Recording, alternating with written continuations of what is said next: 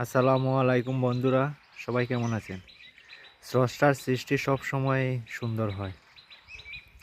আমরা সব সময় দেখেছি যে কাঠবিড়ালি ধূসর কিংবা বাদামি ধূসর হয়ে থাকে, কিন্তু স্রষ্টার সৃষ্টি একটি অতুলনীয় সৌন্দর্য।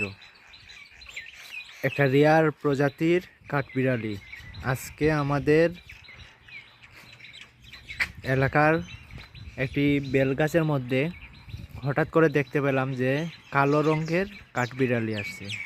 আসলে বন্ধুরা, আপনারা কে কে দেখেছেন কালো রঙের এই কাঠবিড়ালি কমেন্টে জানাবেন।